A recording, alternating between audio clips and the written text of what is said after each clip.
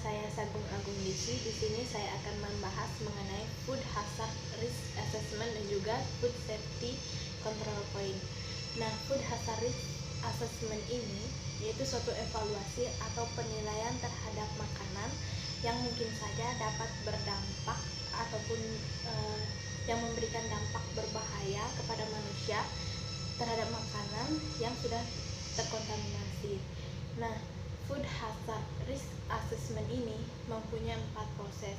Proses yang pertama yaitu mengidentifikasi bahayanya. Identifikasi bahaya di sini dimaksudkan agar dapat mengetahui apa penyebabnya dia itu makanan itu berbahaya. Mungkin saja karena terkontaminasi ataupun mungkin karena hal-hal yang lain. Nah, yang kedua itu karakteristik bahayanya.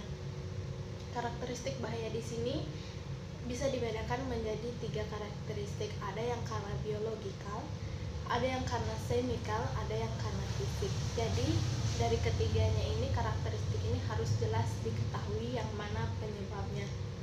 Nah, yang ketiga ada paparan penilaian. Nah, paparan penilaian di sini maksudnya dia itu memberikan batasan-batasan atau memberikan apa sih langkah selanjutnya yang harus dilakukan gitu, agar dapat mengurangi terjadinya kontaminasi atau bahaya.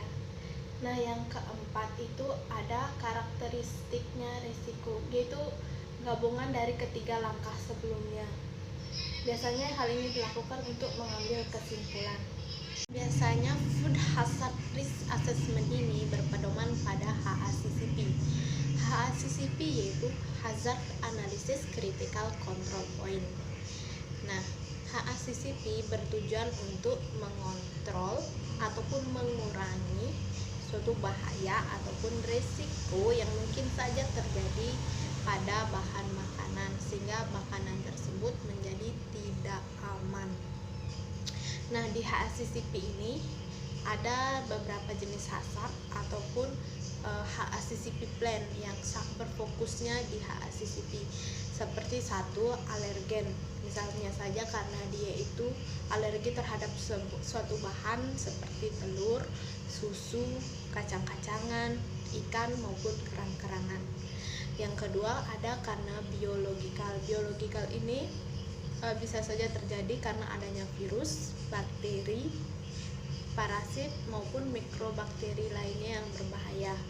Yang ketiga karena fisikal atau fisik, adanya benda-benda berbahaya yang masuk ke dalam makanan. Contohnya karena ada pecahan gelas, karena ada rambut, karena ada hewan-hewan seperti lalat ataupun nyamuk ataupun bisa saja ulat, seperti plastik. Pokoknya semua bahan-bahan yang tidak diperlukan gitu, yang dapat berbahaya.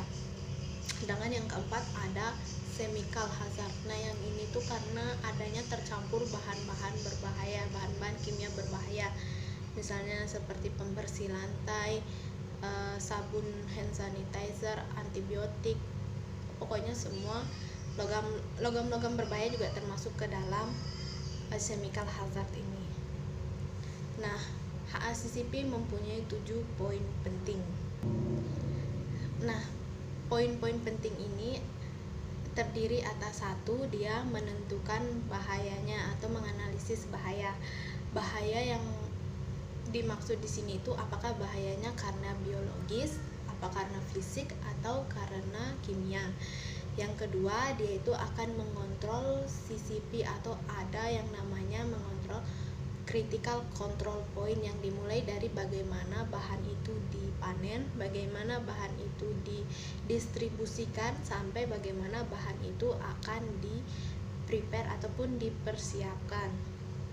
Yang ketiga, ada namanya mengontrol ataupun menentukan batasan-batasan ataupun langkah-langkah apa yang akan dilakukan.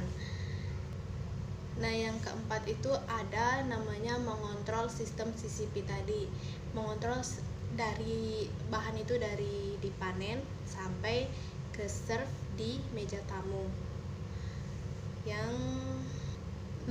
Yang ke selanjutnya itu ada correction action, itu menentukan langkah-langkah apa sih yang harus diperbaiki, langkah-langkah apa sih yang harus dilakukan agar bahan-bahan atau makanan yang dihasilkan itu dapat menjadi aman.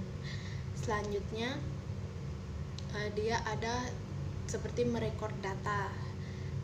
Poin ini yang sangat penting. Kenapa?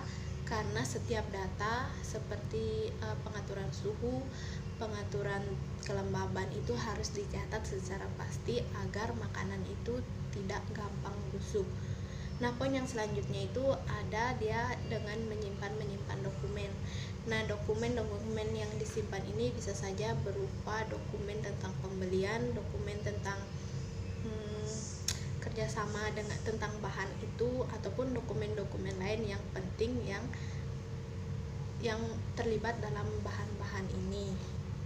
Nah, selain food hazard risk assessment, ada yang namanya food safety control system atau food safety management system.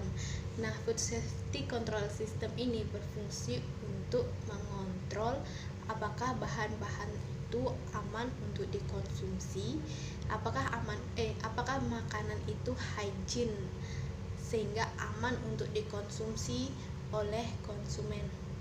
Nah, biasanya hal ini dapat menimbulkan tiga akibat gitu, ataupun menimbulkan 3 poin-poin penting yang bersifat memberikan keuntungan. Yang pertama, dia itu akan mengatur kesehatan masyarakatnya. Bagaimana tidak? Karena kan dia akan mengatur apakah bahan itu higienis atau tidak. Nah, yang kedua, dia akan bisa menentukan kualitas kesehatan dari konsumen itu. Yang ketiga, dia bisa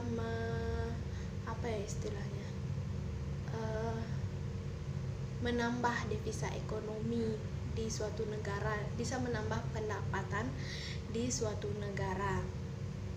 Nah, di materi kali ini kita berpatokan pada 5 poin penting. Yang pertama yaitu pada temperatur, yang kedua pada food safety, yang ketiga pada HACCP, yang keempat kepada food procedure atau food handling, yang kelima pada bagaimana makanan itu disajikan atau langkah apa yang harus dilakukan. Nah, yang pertama temperatur ini menjadi sangat penting. Bagaimana caranya agar menjaga temperaturnya dengan baik dan sesuai standar. Karena seperti yang kita tahu, temperatur yang bagus itu akan memungkinkan bakteri tidak terlalu berkembang dengan baik. Yang kedua, food safety atau food chain ini juga sangat penting karena makanan yang aman pasti akan dicari dengan konsumen dan akan menimbulkan banyak keuntungan juga bagi kita. Yang ketiga, HACCP ini dapat mengontrol keamanan dalam makanan.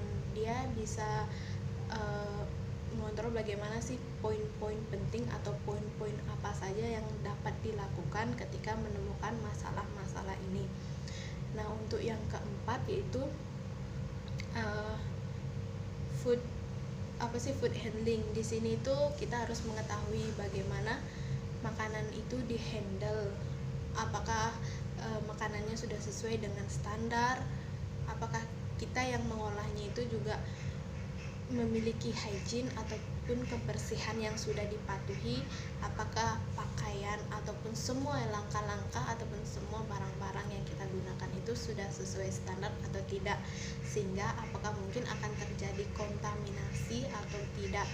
Yang kelima, action apa yang akan dilakukan. Misalnya kita menemukan suatu masalah, jadi kita harus memang benar-benar sudah memiliki perencanaan akan action atau tindakan apa yang akan kita lakukan setelahnya.